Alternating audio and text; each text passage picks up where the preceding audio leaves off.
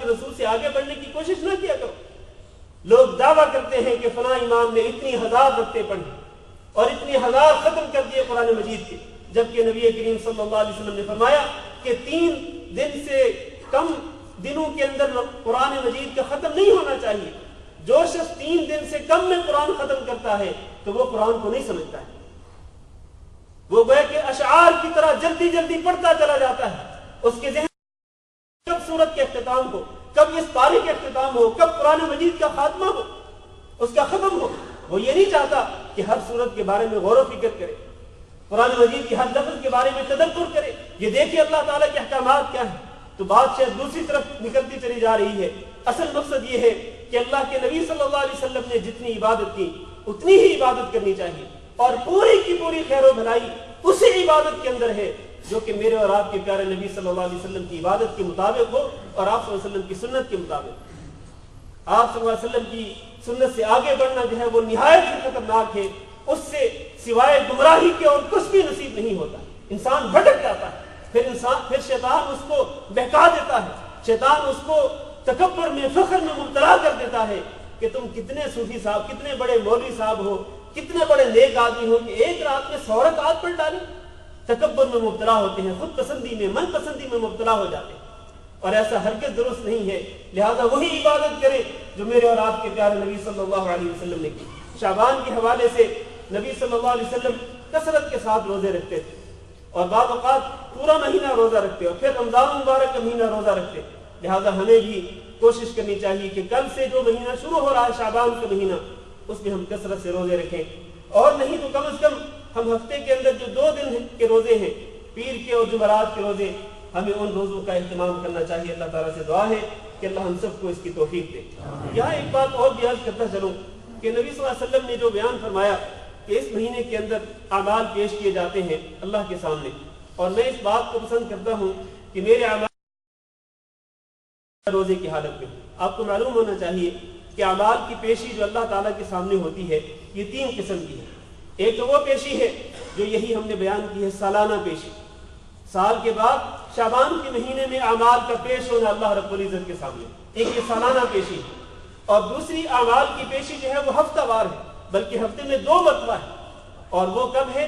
पीर के दिन और जुमरात के दिन भी हफ्ता के अमाल जो है वो अल्लाह ताला के सामने पेश किए जाते हैं। रसूल अकरम सल्लल्लाहु अलैहि वसल्लम के शादी गिरामी है तुअरदुल अअमालु यौमुल इस्नैन वल खमीस, कि यौमुल इस्नैन और यौमुल खमीस को अमाल अल्लाह रब्बुल इज्जत के सामने पेश किए जाते हैं।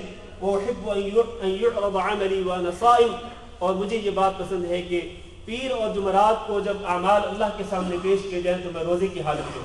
दूसरी हदीस में फरमाया कि तुअरदुल अअमालु फी कुल्ली यौम इस्नैन व खमीस, कि हर यौमुल इस्नैन और हर यौमुल खमीस को अल्लाह ताला के सामने पेश किए जाते हैं।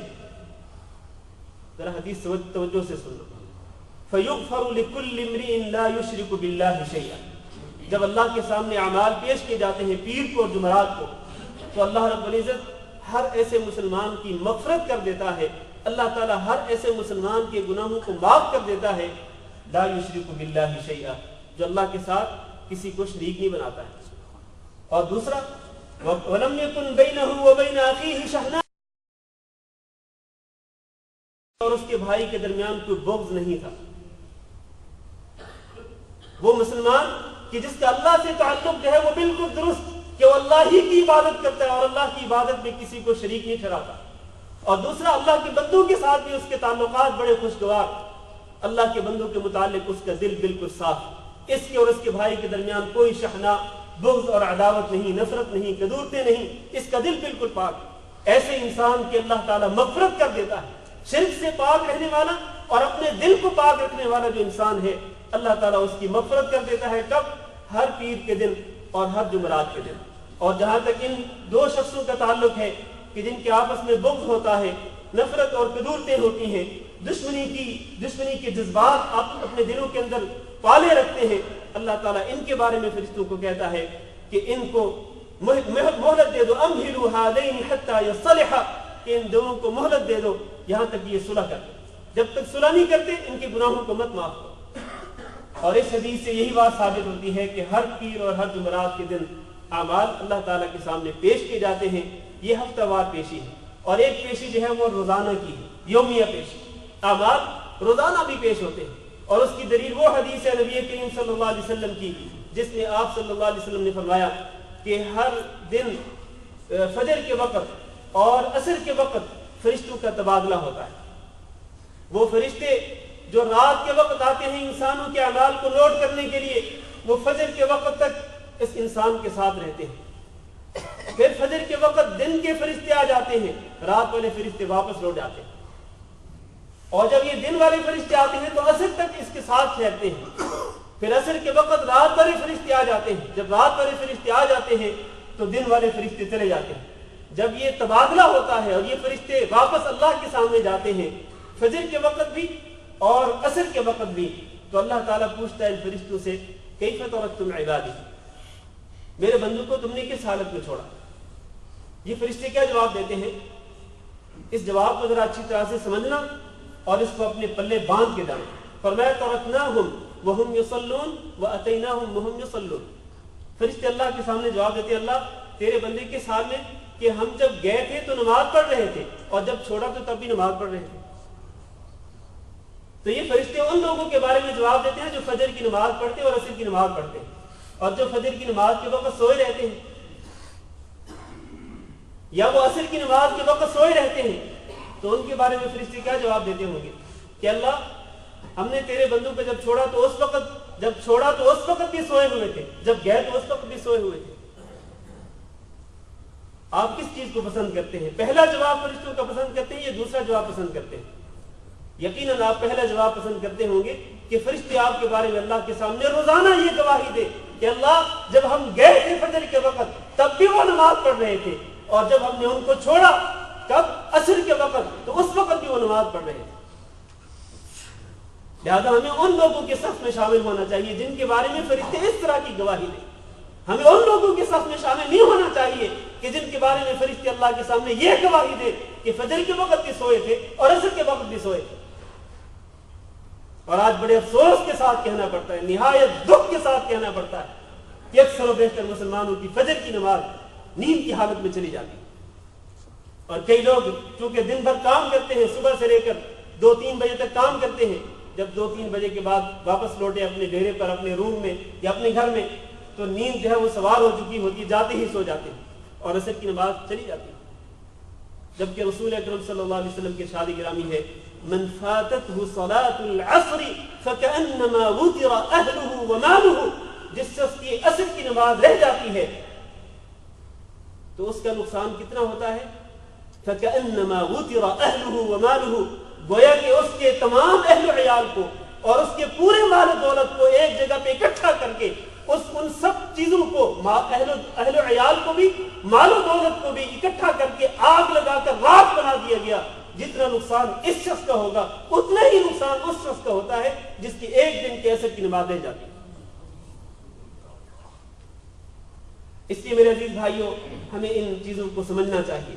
یہ ہے روزانہ کی یومیہ پیشی ہے اعمال کی، تو ایک پیشی جو ہے وہ سالانہ اور ایک ہفتہ وار، ہفتہ میں 2 مرتبہ، اور ایک یومیہ پیشی ہے۔ تو ہمیں ان چیزوں کا خیال رکھنا چاہیے کہ ہمارے اعمال اللہ تعالیٰ کے سامنے پیش ہوتے رہتے ہیں، روزانہ بھی اور ہفتہ میں 2 مرتبہ بھی اور ہر سال بھی پیش ہوتے ہیں۔ تو میں اور آپ کیا پسند کرتے ہیں کہ ہمارے کون سے اعمال اللہ کے سامنے پیش ہیں؟ وہی جو اللہ رب العزت کی منشا کے مطابق ہے، نیک اعمال، صالح اعمال۔ جہاں تک اللہ کی نافرمانیاں، گناہ ہیں، برائیاں ہیں تو ہمیں ان سے توبہ کرنی چاہیے۔ اللہ تعالیٰ سے دعا ہے کہ اللہ ہم سب کے گناہوں پر درگزر فرمائے۔ استغفر اللہ لی ولکم انہ هو الغفور الرحیم۔